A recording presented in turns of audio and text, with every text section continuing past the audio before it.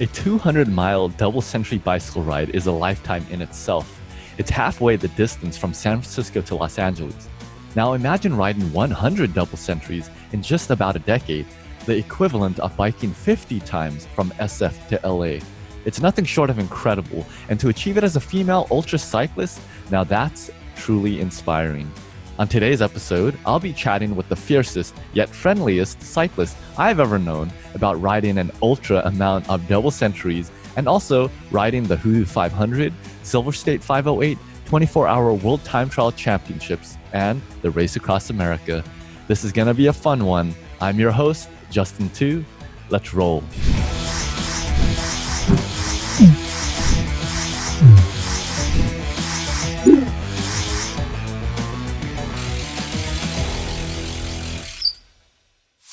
Hey, Ultra family, Justin Tu here, your host of the Ultra Cycling Show.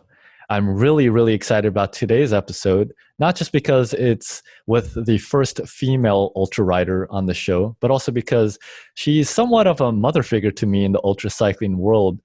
And when I first started back in 2011 and 12, she was one of the people that helped me out a lot. So really excited to welcome Teresa Beck, or as they call her, Teresa Tiger Beck. Thanks for joining me, Teresa. Hi, Justin, and thank you. I'm honored. Yeah, so you've been really busy with cycling even this year, even through the pandemic.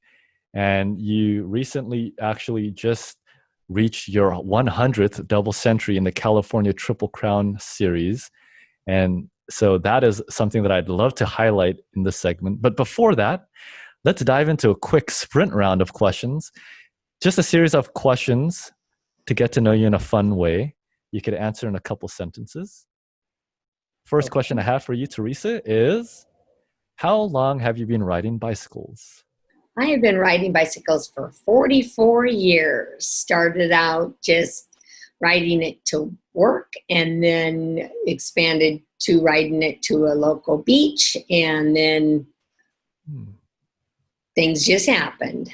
And you're tuning in from somewhere in Southern California, right? I am. I'm tuning in from Yorba Linda, California. Nice. And you've always been in Southern California, even when you were doing that work 44 years ago? No. I am originally from Portland, Oregon area, and in 78, I moved to Montana, to Whitefish, Montana, and graduated in Columbia Falls, Montana, and have family living in Kalispell, Montana. So I lived in Columbia Falls in high school. All right. So you've been all over. Now you're in have. sunny Southern California. No better place. That is true. Okay. So you've been a bicyclist for a very long time. But how about an ultra cyclist? Ultra cyclist, I started my first 200-mile ride in 1998. And then I had two that year. In 2000, I had another one, making 3, and then a couple of years later I did 5, and I got the gold, California Triple Crown Gold, volunteered, and then I really started hitting it hard in 2009 and started doing 17 doubles, and then 15 and 15 and 15. And a very good friend of mine told me, hey, you're not too far away from 50 doubles. Well, if we make this plan, you can get there in 3 years. And I'm like, oh, okay. And that was John Clare, the diesel. And he helped me accomplish that. That's such a great memory. That's very cool. Okay, Teresa, we'll dive into more of your double century history here shortly. But first, how many bicycles do you own or have you owned over the last 44 years? Can you remember? Oh, yes. I've owned 5. I currently own 2. My very first bike was a Schwinn and a downshift on the down tube. And I bought that with my taxes outside of Reno, Nevada. Nice. And then, before that, when I was growing up, we as kids had bikes. So we all borrowed each other's bikes. But then I upgraded my Schwinn after it got stolen to a Fuji. And that was a triple. And her name was Sweet Tea. Ooh. And then I upgraded that to a Botakia, Mm. and that had been raced by a former racer. And then I bought my first custom-made Holland. Absolutely love it. Fit perfectly. Mm.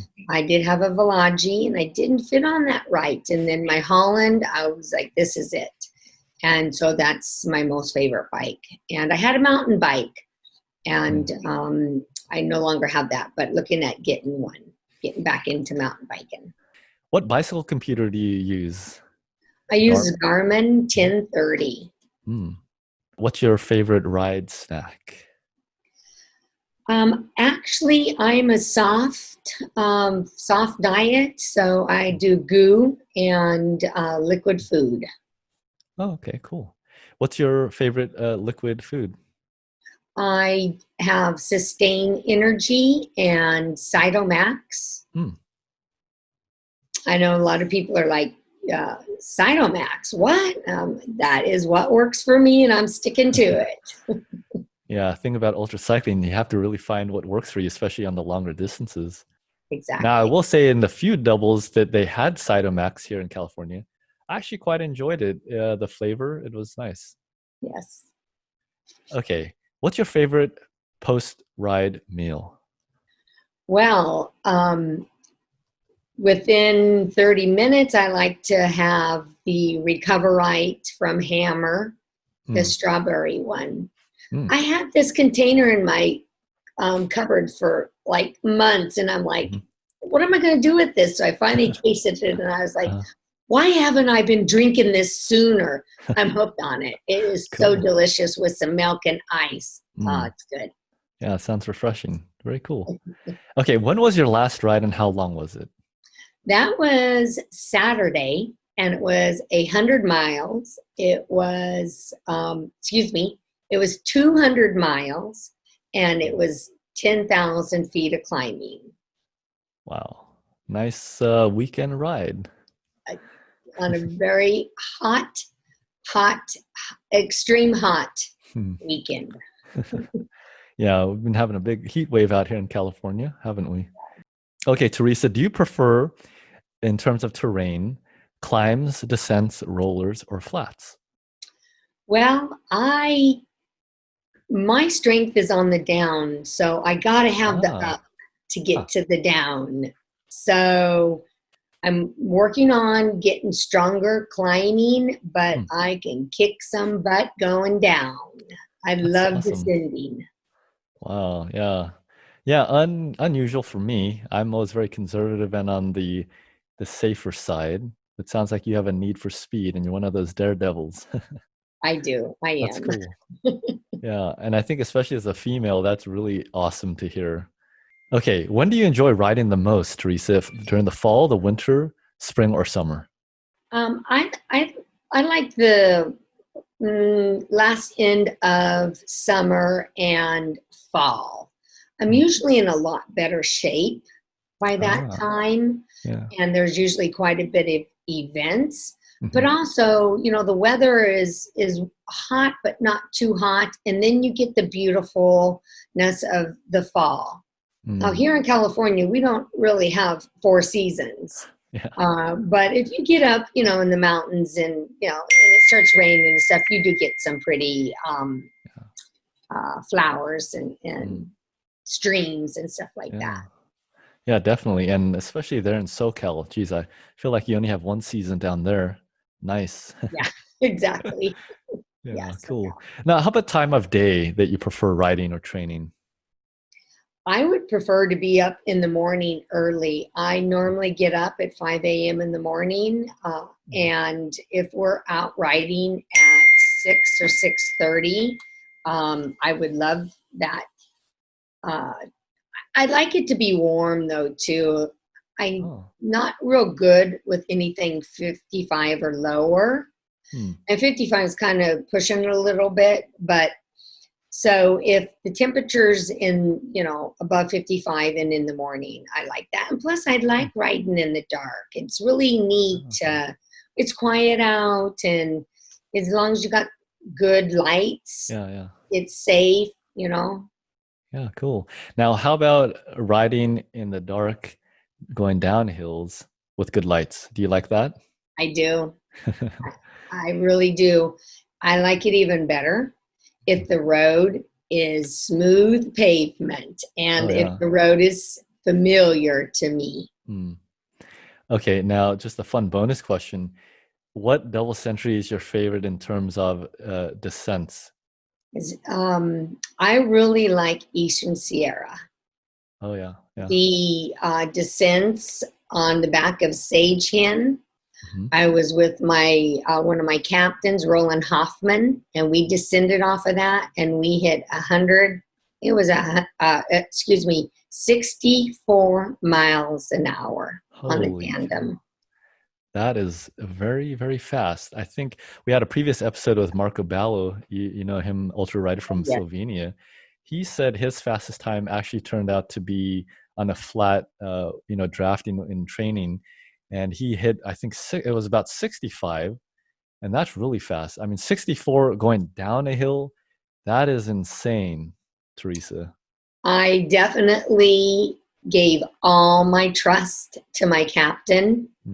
And I actually had to ask him to, hit it hard and let off on the brakes. Oh my goodness. It was And pretty exciting. right, and so your nickname is Tiger, and I guess that is descriptive of your writing style and preference. It For happened quite a fierce. long time in a group of all, we call ourselves the ADO, Hmm. all day ordeal group. And I had just been out of shape and not doing well on most of the rides. And then we went up and we rode the Angeles Crest 100, and it's out of Los Angeles Forest area. And they just thought I was going to be in the back and they were going to be waiting for me. Well, I don't know what happened, but Hmm. I attacked them like a tiger and Ah, blew by them, and none of them could catch up with me. wow. That's where my name came Oh, cool. from, Finally Tiger. get to learn about that after all these years. Now, I first met you, I believe it was I'm not sure if it was 2011. Yeah, it was 2011 actually, my first Borrego double. But I think also on my second one is when you really helped me out. And then in those early years, you were always there kind of coaching along and helping along a young lad that somehow accidentally got into ultra cycling. Took a wrong turn and ended up there. I don't know how that happened. But fortunately for good people like you and also Richard, he was out there and you guys were riding on the tandem. And it'll be cool to Yep. jump into that. But before we dive into that, one other final sprint round question. What is your favorite event, ultra event you've ridden for many, many years? Is there one in particular that you enjoy the most? Yes, I really enjoy HooDoo 500. It's got the most beautiful terrain. It's well run. It's in a great time of the year, and the descents are to die for. Mm, It's got huge climbs and awesome descending, and it brings in a really well group of ultra endurance cyclists. You can qualify for Race Across America mm. on HooDoo, so there's a really good turnout. Yeah, and I just pulled it up here in the web browser. And I've seen the chatter online. It's coming up, right? August 28th. It is, yes, and I'll be there supporting my boyfriend. He's going to be Nice. doing the 500 stage race, so he'll be able to sleep. We'll be able to sleep at night and see the Cool. beauty of the land during the day. Very cool. Yes, Yeah, I'm sure it'll make for a nice activity, nice getaway, especially during this pandemic. Difficult to get out and about. it really is. Yeah. It's a beautiful thing to be able to escape in God's country Mm, and just sit there and look at water, grass, flowers, mm, mountains, and forget about everything else. mm. Couldn't agree more. beautiful world out there that God has created. And glad we could all enjoy it as ultra cyclists. That's what I love about it. You know, I started actually as a runner all through middle school and high school and beyond. But the thing that I always tell people is, you know, running is not as fun because, well, you can't coast, can't go fast down hills like, you know, you can go fast down hills.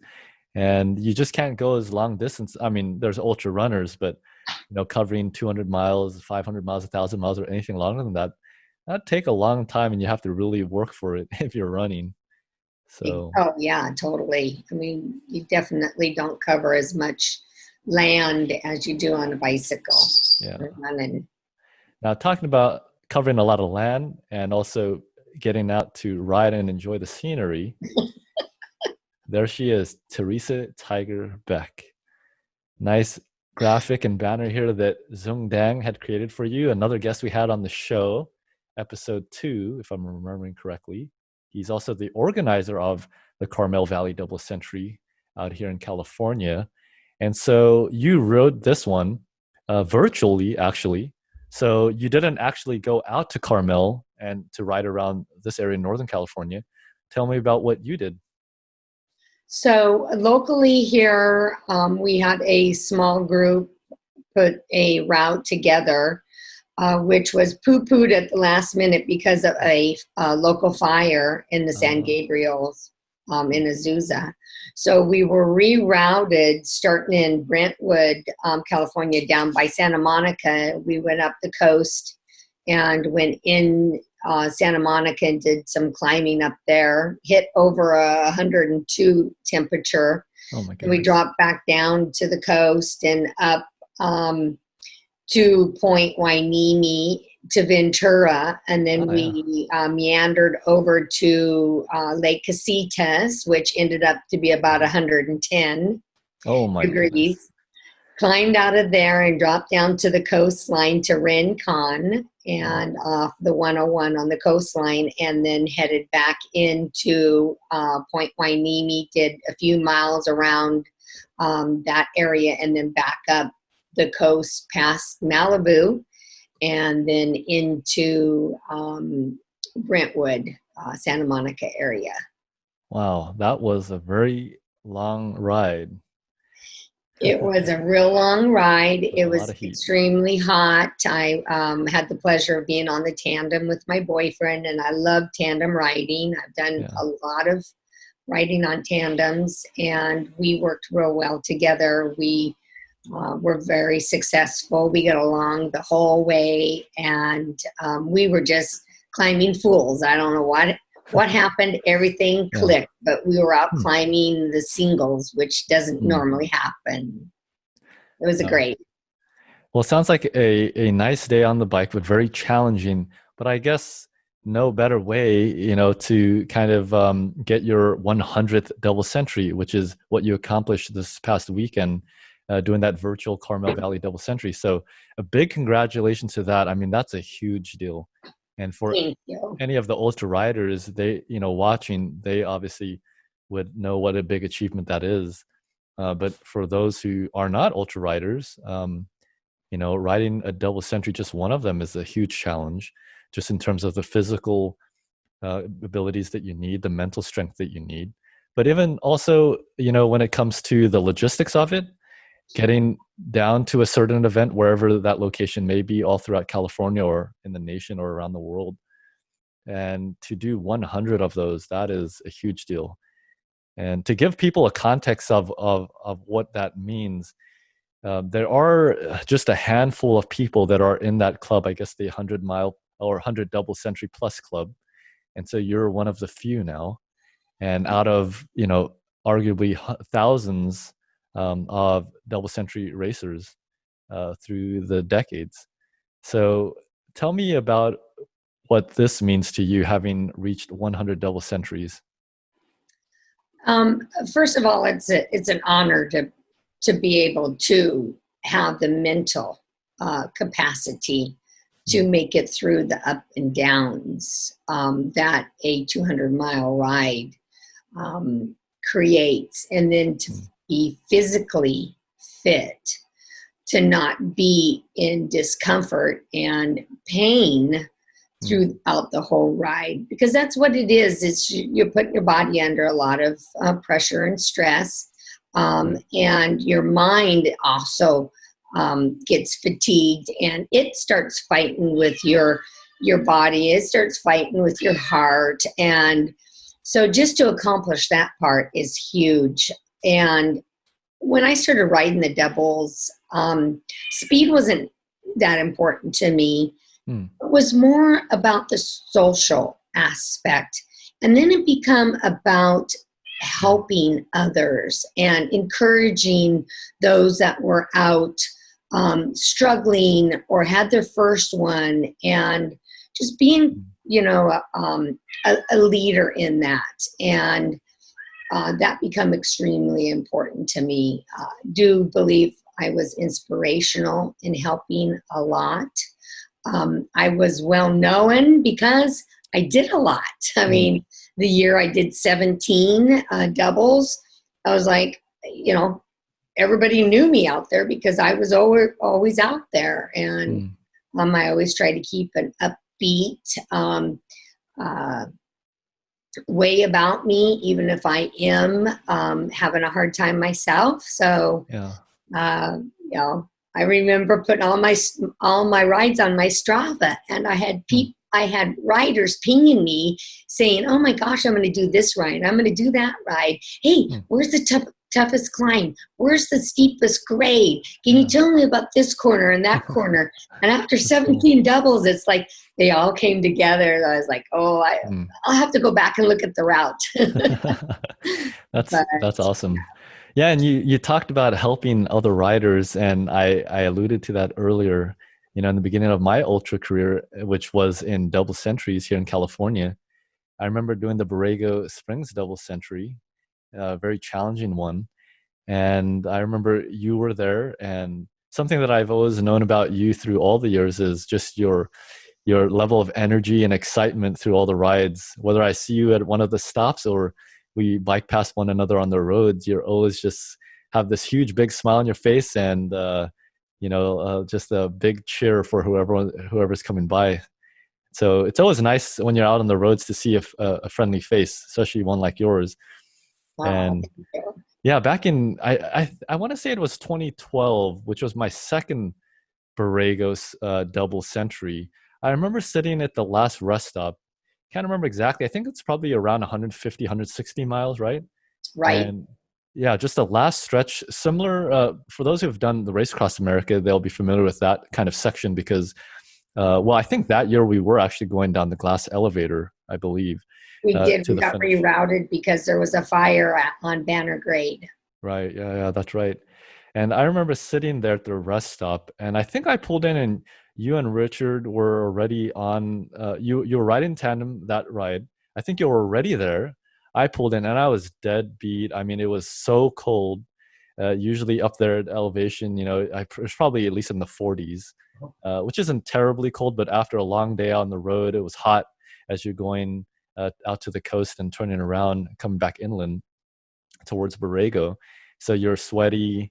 You're wet, just tired, and of course I wasn't very fit back then. I think that was probably one of my first 5 double centuries.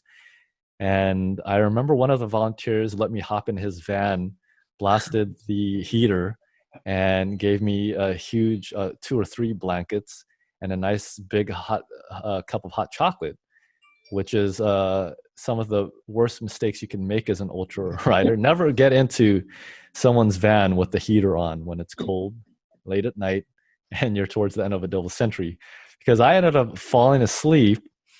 And I remember my dad telling me, because he was volunteering there at that stop, he was saying, "Hey, that tandem group," I think I actually rolled in with you guys, actually, now I remember, Yes. to that stop.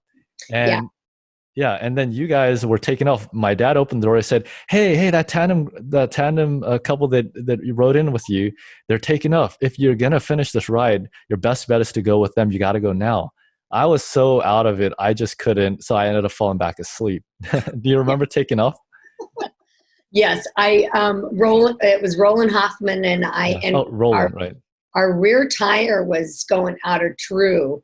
So we rolled into that rest stop, and Kermit Garnier was there, and they had been working on it, and it was taking a while. That's right. So and it was very cold, and so I saw you in that van, and I'm like, I'm going to go over there. I'm going to get in that van. I don't know who this kid is, Yeah. but I know that he rolled in with us, and Yeah. I know his name's Justin, but he's not going to mind.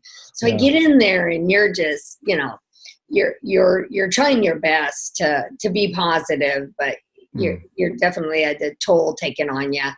And so we talked a little bit, and then I let you sleep, and then it was time to get on that tandem, and I was like, oh God, I don't want to get on this tandem. I'm comfortable and warm in here. But I got out and I said, something like, hey Justin, why don't you come and ride with us? And your dad, you popped his head in there and said, come on, you got to go ride with them. And we're like, we will ride all the way with you. Right. We will stay. You can stay with us, be close to us. And so you're like, okay, I'm going to go for it. And you did, and you finished it. Yeah. Well, actually, there was a small detail there, but I'll pick up the story where you left off there. I remember because, so the Borrego, W Star in Borrego, you go out to Oceanside, and then you come back. It's kind of similar to the first 100 or so miles of Ram. And actually, I do remember we were at the lunch stop together. I think I caught up to you guys just before that. Had a quick lunch, and then I stuck with you guys from Oceanside all the way back there. Rolled in, and from the lunch stop, you guys, you and Roland had those mechanical issues, which kind of helped me because then you guys were going a bit slower from the lunch stop till that last stop. And we rolled in. Because of the mechanicals, you guys ended up staying so much longer than you would have otherwise. So it gave me plenty of opportunity to recover, get warmed up, and get reinvigorated. But then actually, you guys took off because it was probably at least 30 minutes or even longer because of the mechanical. You guys fixed it. You guys took off. And that is when my dad said, they're leaving. You got to go. But I just couldn't muster the strength, and I couldn't wake up. So a few minutes later, my dad comes back to the car. He's yelling, hey, they're back.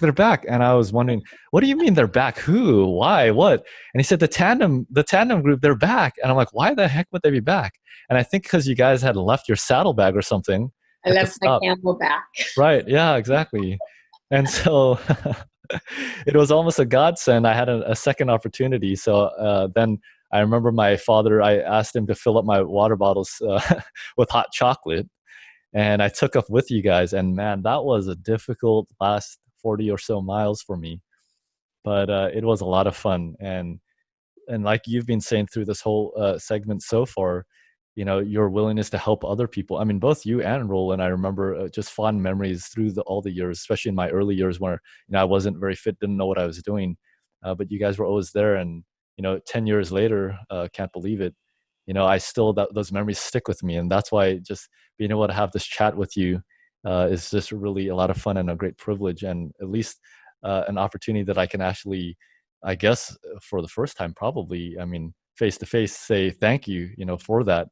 And because of that, obviously, since that time, 2011, 12, I was able to spread my own wings and develop them for myself and do a lot of other ultra things, including having done, I think, 52 doubles now. And I did my 50 and was inducted into the Hall of Fame a few years ago. And couldn't have done it without you and Roland. Who knows what would have happened after that if I had DNF'd on that event. So thanks again for that. You're welcome. Exactly. 2015, I think that's, I think that's when I got my 50, was 2015. Oh, okay, cool. Yeah, and that's the year that I did the Race Across America. Now, yes. I do want to switch to that, and this isn't about me, but definitely about your story. But thanks again for helping me. I wanted to highlight that just to show people. Well, I think it's just so cool how close the ultra family is and how people are so willing to help one another. Yes. And I think you epitomize that in the ultra family. So if anybody has a tough time out there on the roads, make sure you look out for Teresa Tiger Beck. She'll definitely help you out. But again, big congratulations on the 100 doubles. Again, for those of you who are watching, that's a huge deal. How many years did it end up taking to reach that mark? Well, I started in 99, but really had a break there. And I started doing many doubles since 2009. Wow. Yeah. So, I So, mean, whether it's 10 years or, longer, yeah. I mean, geez, that's just incredible in terms of how much commitment that is for people to understand. Just to kind of circle back on that one last time. I mean, to even ride one double century is difficult. The amount of training that you need just to go into that single one, to ride multiple doubles in a given year, to get the Triple Crown in the California Triple Crown Series or the 1,000 Mile Club if you do 5. I mean, that's a huge feat in itself. But to come back year after year, and if you did your first one in '98 and you just kept on coming back, and then for over the last decade, every year, especially doing 15, 16, 17 doubles in a single year, that is a huge deal. And I'm sure a lot of back-to-back doubles, just a lot of training and fitness that you need to keep from one year to the next. And the training for these things, I mean, long rides, you're at least doing 100 miles, if not longer. So that's a huge, huge commitment, and therefore huge accomplishment. And again, big congratulations, Teresa. Thank you. Now, there are some other cool photos here from your virtual double. Again, for those who don't know, the pandemic has caused a lot of events to be canceled, of course. And fortunately, in the California Triple Crown Series, a lot of the event organizers have been able to offer a virtual option for their rides. And if I'm understanding correctly, Teresa, you simply have to cover the same distance and the same elevation, right? You need to cover 200 miles and the same elevation. Oh, okay. So, some of the doubles are only 189, 198. But on the virtuals, you do have to do 200 and the elevation. Oh, okay. See my little tiara there? They set that up with me in the morning. It stayed for the whole ride. Yeah, I see that. That's awesome, Teresa. And you're looking fresh and happy out here. Yeah, that's up on top of Stunt in the Santa Monica's. Oh, yeah, beautiful. Nice. So it looks like you guys had some nice support here, because this looks like a legit rest stop. Yes. Yeah. Melinda, Claire, and Jennifer are our supporters, and they've been out on many of the virtual doubles. I think we had probably about 7 riders, so we were under the 10 limit. And yeah, great support. Doing our social distancing as much as possible, and we all packed our own lunches, and we had our own coolers, and so. Wow, whole nother dynamic to ultra riding, huh? Okay, now I can't help but notice this huge tub of cookies. Yes. Okay, is that one of your favorites, or? That was Melinda Claire made those, and oh my gosh, nice. I enjoyed them that day. I don't normally eat very much solid food, but I did enjoy those. Yeah, well deserved. Geez, after 100 doubles, you could have at least one cookie. Yeah. That's awesome. Looks like, I mean, geez, just looking at the photo, it looks like a beautiful day, but people wouldn't know from the photo that it was over 100 degrees a lot of the time, right? Yeah, right there was 100 degrees. Oh my goodness. Yep. Wow. Jeez. Must have been an incredibly epic ride. And I see you here on the tandem. Yes. Nice. Yeah. Wow. That's a cool setup. Yes, that is our Purple Love. The tandem is purple, and its name is Purple Love. Yeah. So my boyfriend Chris had not ridden a tandem before, and he has a friend that had tandem, and so he let him ride as a stoker. And Chris is like, I don't like being a stoker. Stoker's the person in the back. Yeah. And Chris is like, I don't know if I want to be responsible, having you on the back, and if anything happens to you and so forth. So I ask him every once in a while, hey, I really like riding tandem. What do you think about getting a tandem? And we kind of, shied away from it. And I go to Indonesia before the pandemic blows up, and I come back and he says, I have a surprise. And I'm like, oh, Hmm. Have a surprise. It's in the garage. It was the day I got back from Wow. traveling from Indonesia. Yeah. And so I'm, kind of blurry eyed and I'm needing a little bit of rest and go in the garage. He goes, "Did you see something in there?" I'm like, "No." And he goes, Hmm. takes me over and here's this Yeah. purple tandem. And I'm like, "This is awesome. Wow. This guy's got to love me if he's going to get a tandem and learn how to Hmm. be a captain." And That's he's doing awesome. awesome. Yeah, Definitely a keeper. definitely a keeper. Yeah. Ride together, stay together. Exactly. Now he doesn't have to wait for me on the ride. I'm right behind True. him. Cool. Yeah. No, great teamwork and team building there. So I'm sure that'll help a lot. Yes, totally. Now, I'm curious, who's this rider here on the right-hand side? That is Rick Jacobson. Oh, okay. And the one in the middle up front is Margaret Howell. Cool. Yeah, the reason I asked about this person here, this rider, kind of reminded me of Brooke Henderson's leg muscles there, nice and big and strong. And the kit kind of the similar colors, I think. Yes, and actually, Brooke Henderson was out riding in the Santa Monica's, and we ran into him. So Oh, no funny way. that you say, yeah, he was out Yeah. there. We have pictures of him. That's so awesome. That's the thing that I love. Again, it's just a recurrent theme through all these episodes with a bunch of ultra riders. It's just such a small world, and with the ultra family, it's such a close knit family that you just out riding, and you always see the people that you ride with on different events, and that's always a lot of fun.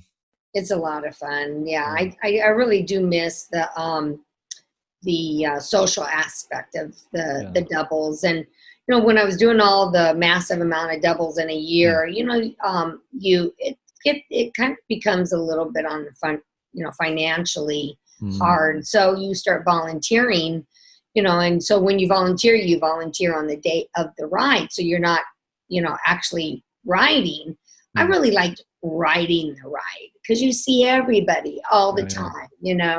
right. And that was always a thrill. Yeah, that's Chris and I descending off of Payuma. Oh my goodness, what an epic photo! I mean, this is definitely one for your photo album, especially for your 100th double. That looks Isn't that beautiful? incredible. Yeah, wow. Yeah, and for those who don't live in California, I mean, California is unique in the sense that we have so many double centuries every year, and you get a ride in places like this, and it's just another aspect of ultra cycling that just keeps bringing us back, as you were talking about earlier as well. Wow. But yeah, I just can't help staring at this photo. It's just such a great one. You definitely need to print this one out and frame it up on the wall. I agree. Oh, Yeah. yes. Wow. Yeah, really cool. And like you were saying, you kind of actually touched on something that we didn't discuss yet about the achievement of doing 100 double centuries, not just physically, not just mentally, the logistics and all that, but the finances too.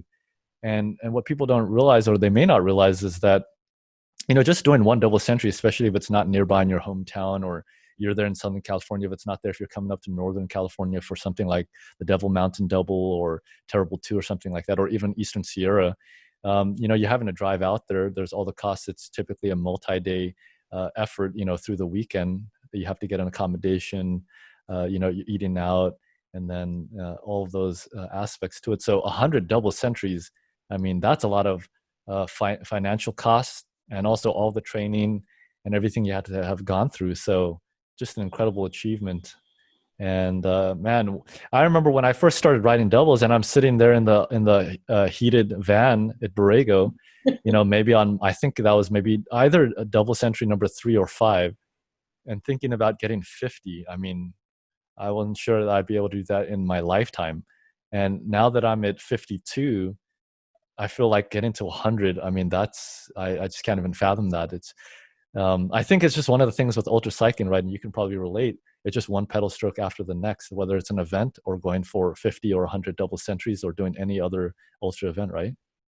I agree. Agree. And now I have to say with you, Mm. absolutely remarkable how fast you have become. I mean, in the front, if not first, second, or third, most likely up, at least up in the fourth, Yeah. out of everybody on the double.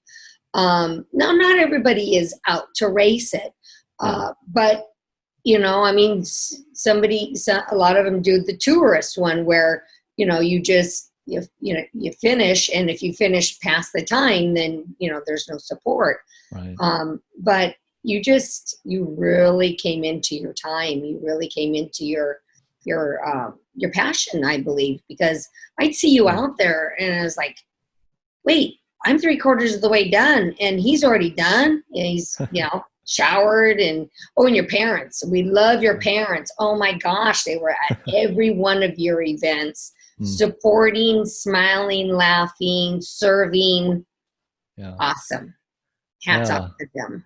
Well, thanks for that. And of course, me as a rider, I've enjoyed knowing people like you and many others that I've seen out on the events and on the roads. But, you know, for my parents as well, they felt even just as volunteers, and they've done over 50 double centuries as volunteers.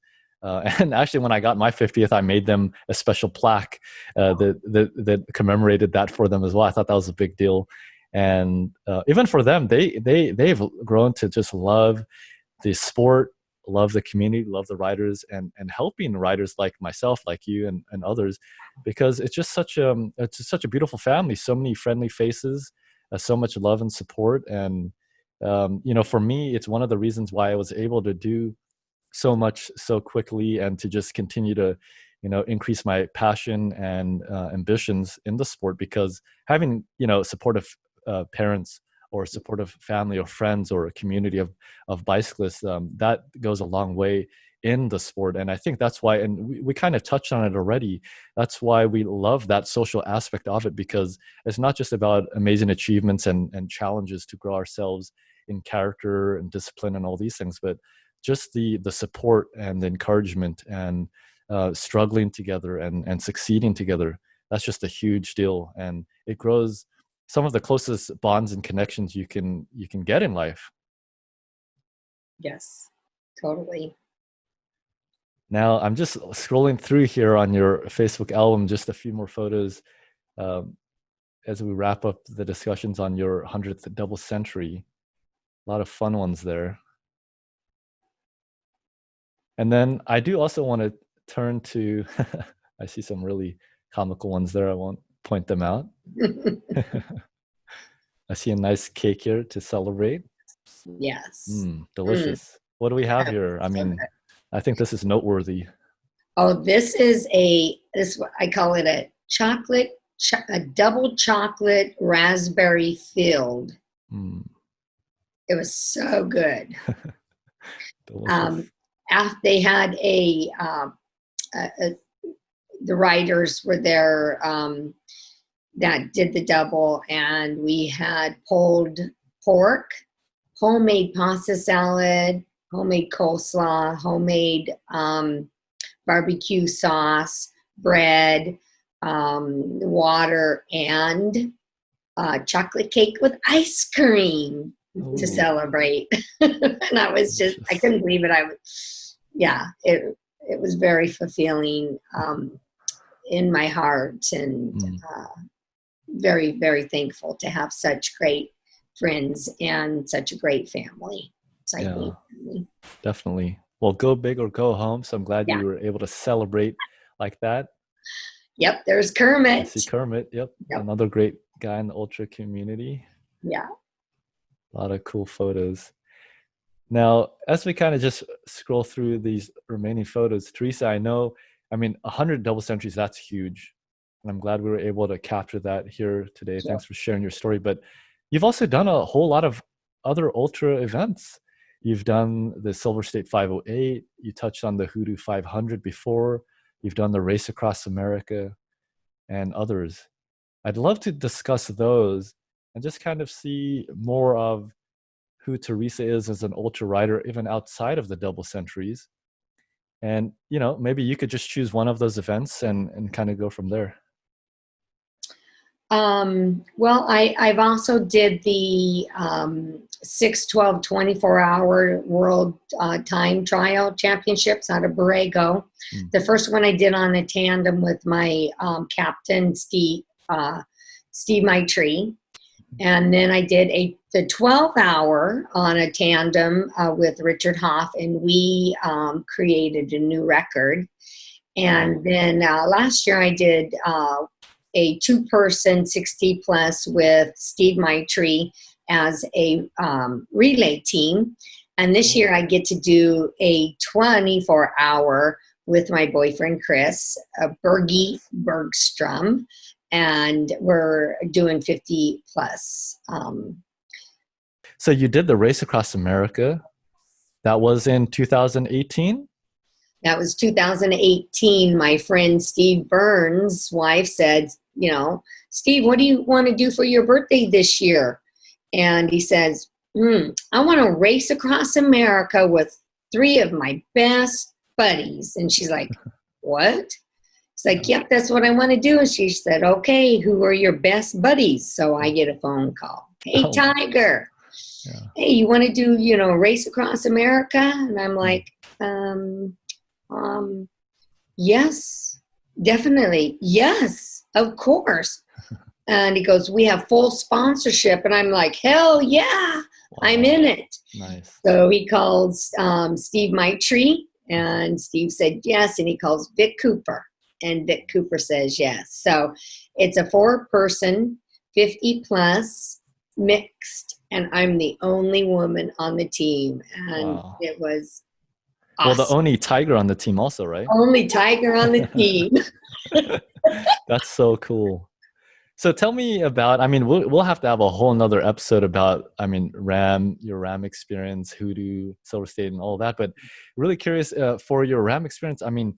There are a number of female cyclists out there in the ultra world. And geez, I feel like almost every female is just super strong like you, which is incredible and a great representation. Now, you're the only female on this RAM team. What was your experience like, and what was your favorite part of it? My experience was I felt a lot of respect from Steve, and Vic. And they showed me in that they kept on complimenting me that I was the most consistent rider. Yeah. And we struggled in the RV for sleeping because the mattress was like a waterbed, and you flew around all over the place when you were supposed to be sleeping. But I got it down to where I could go to sleep within half an hour and stay asleep until I was woken. I liked racing along with Steve Maitrey. He and I did the shifts together, and our tag team, we were right on, and we both were happy. And, the first couple of days were, you were off and you were wanting to know if it was really going to come together. And then the 3rd day came, and and things started coming together. And then the 5th day, you didn't even know it was the 5th day. You couldn't even remember what day it was because everything was working out so well. And then the 6th day comes, and you're like, oh, we're where? We're in Pennsylvania. What? And the 7th day is, oh, we're near finish. Oh my gosh. What day is the 7th day? So it was my teammates, and not only the teammates, it was our volunteers. We had 12 volunteers, and we had a team from Puerto Rico, San Juan, Puerto Rico, and they'd been doing it and supporting other RAM racers before, and we got lucky that year. Their rider had fallen and was not able to start his race, so they were available. Wow. And then we had the other racer, or the other crew, were our friends, and to take a week off and come out and support was the most beautiful thing. Again, reconfirming that do unto others as though you want done unto yourself. And, things happen. Yeah, most definitely. Sounds like a fun experience. And you guys had things dialed in pretty nicely there. Now, but it is a big event. And I suppose that was the largest event in terms of the distance covered that you had done up until that point, right? Yes, it was. Yes. So I'd imagine there were different maybe low points, even just for you, maybe even small things. But tell me a little bit about that and some of the challenges you had, whether it was physical or mental. I can only really remember one low point, and that was keeping me on the bike a little bit too long, Hmm. out of a certain area. Well, okay, there's two parts. Hmm. I mentioned that I'm a descender. Right. So Steve and I climbed up Wolf Pass in Hmm. Colorado. Mhm. And I really wanted to descend off that thing. I was awake and, I was ready to haul butt down that pass. Yeah. And our crew chief was like, nope, sorry, we're staying on schedule. You're getting in the RV. And, Hmm. I tried my whining and I gave my, sad face. And he's Yeah. like, nope, we can't do that. But Hmm. we're staying on. And so, I had to accept it and I moved Hmm. on. Hmm. But man, was I ever looking forward to that descent. Yeah. And the other one is they did give me a descent. I started first and descended off this great pass Hmm. that Steve climbed up. Hmm. And it was warm and I just was on the bike too long and I was struggling. Hmm. And my van was out a little bit too far to really kind of let them know, hey, I'm done. I'm Hmm. done here, which I never felt before except for that one time. So when I got up to our van and our rider, I was ready to get in and I didn't Hmm. have much more to pull us up, Hmm. up the climb. Yeah. So other than that, really, I can't think of any bad parts. Yeah. One time I had a cup of coffee, Hmm. sweet coffee, and it accidentally slid off the stand in the back and went all over Vic Cooper's Oh. sleeping bag. Uh-oh. And I felt horrible because now he had to sleep in coffee Yeah. um, until they washed it. But those were just the small things. Yeah. Yeah, all the fun little challenges that you have along the way, whether it's a race across America or even a double century or even a training ride, really. But thanks for sharing those. It's always interesting to hear about the different challenges people face, and it's funny to hear about your descending challenge that you had there, and you really wanted to do that on the famous Wolf Creek Pass, the Great Divide. Yep. Yeah, I Uh, can imagine you would be bombing down that and just having a blast.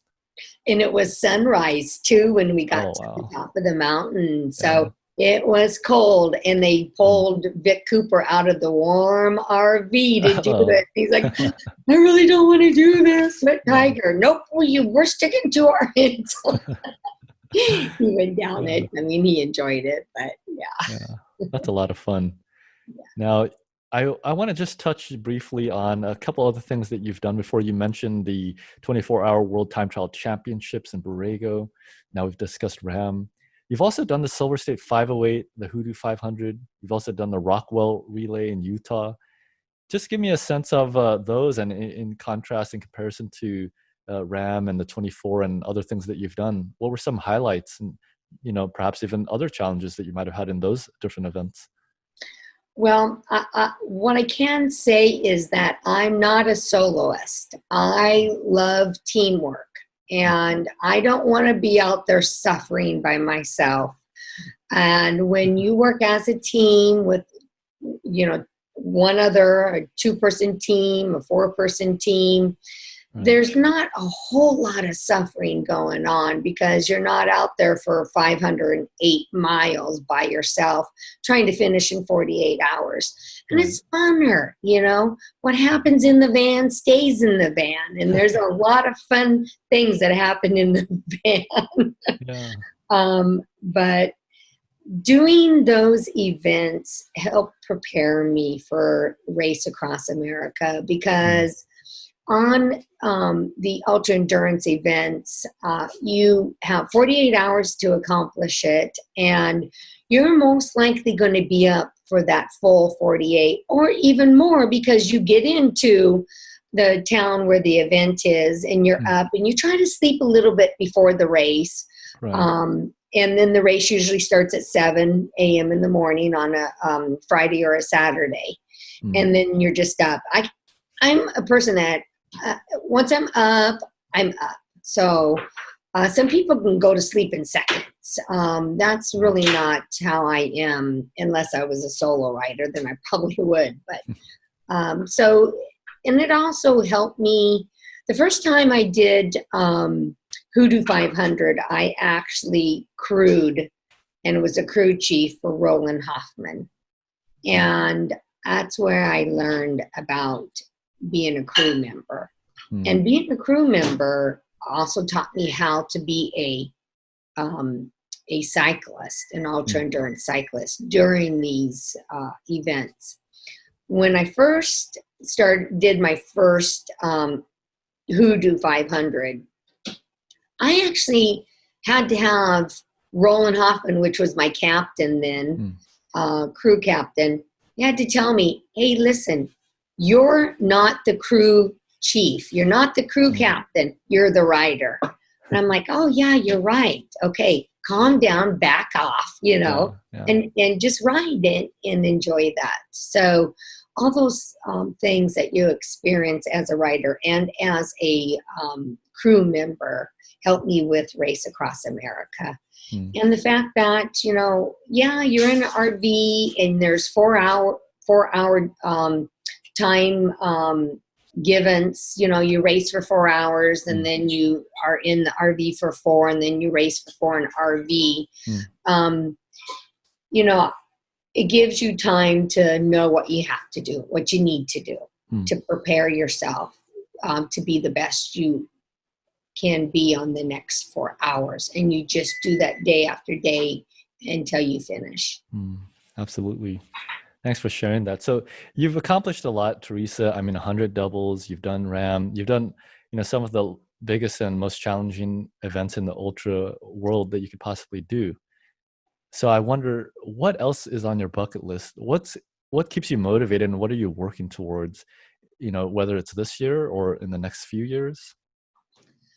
What keeps me motivated is that cycling gets me out into God's country. God's country is the mountains. God's country is the desert. It's anywhere except for inside my home or on the freeways here in Southern California or in my office at work. Yeah. And the beauty that you get to see. Some of the places I've gone, I would never have driven in my car. This year I was supposed to do Race Across the West on a 4-person team, and that's been shoved to next year. And then I was supposed to also race HooDoo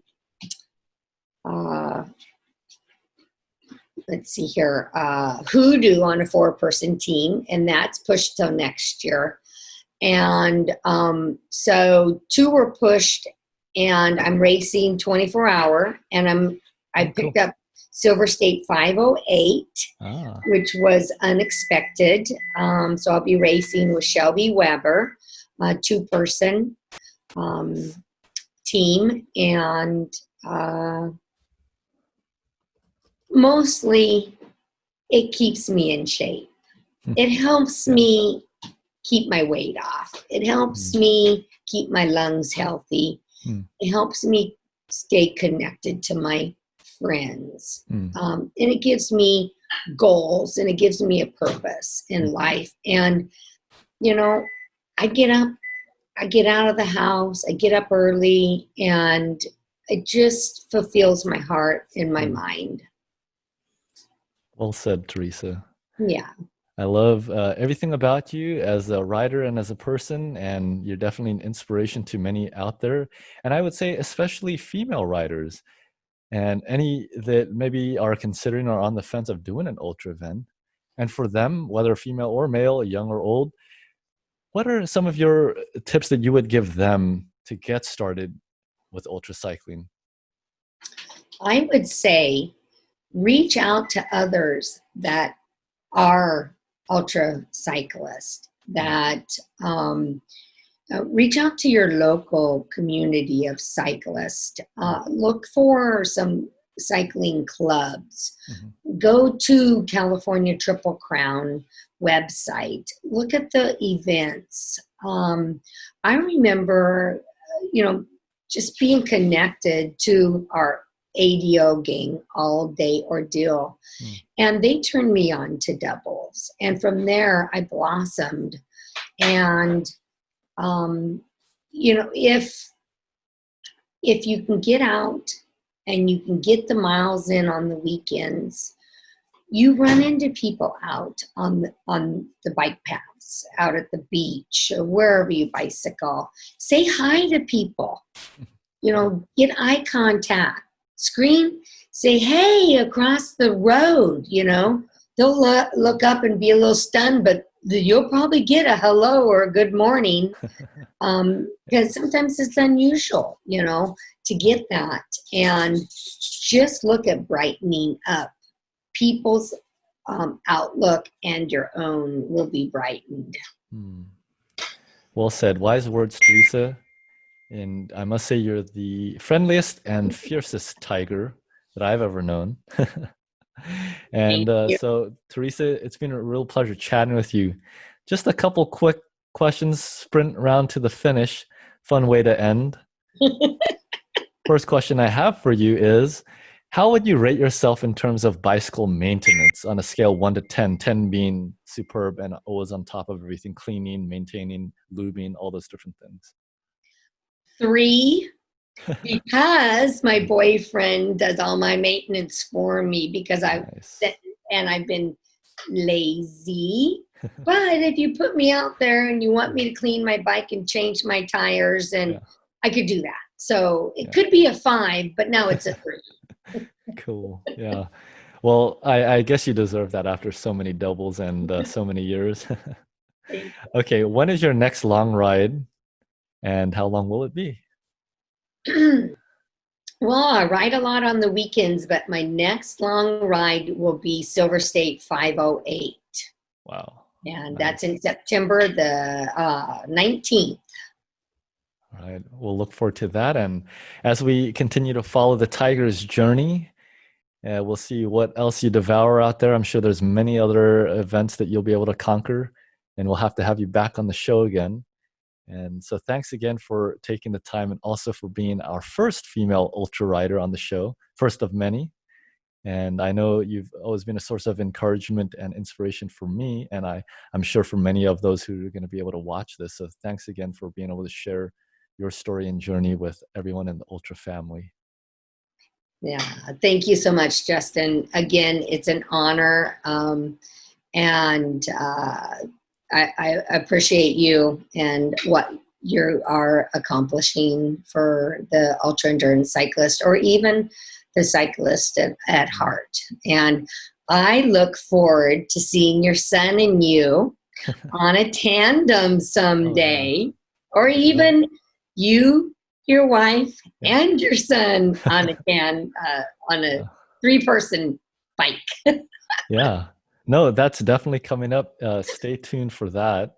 Okay. And in fact, here, just for fun and just for my own enjoyment, I'll share a little photo here. Oh my gosh. My wife, Christy, very supportive, of course. Couldn't do all my riding without her, but also my little son. I think he was 3 or 4 months old here. He's 5 months old now, but just can't wait till he has long enough legs to reach the pedals.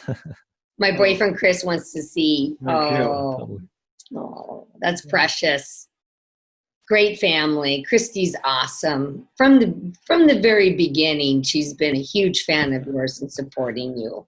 It's beautiful. It's been a real blessing. Well, in any case, Teresa, thanks again. We'll stay up to date with everything in your world, and we'll keep following the tiger's journey. Okay, sounds All good. right. Thank you so Hey, much. thanks for tuning in, guys. Hope you found a lot of encouragement and inspiration from this episode. Look forward to seeing what you do based on the inspiration you gathered from Teresa. Until then, keep spinning ultra, everyone.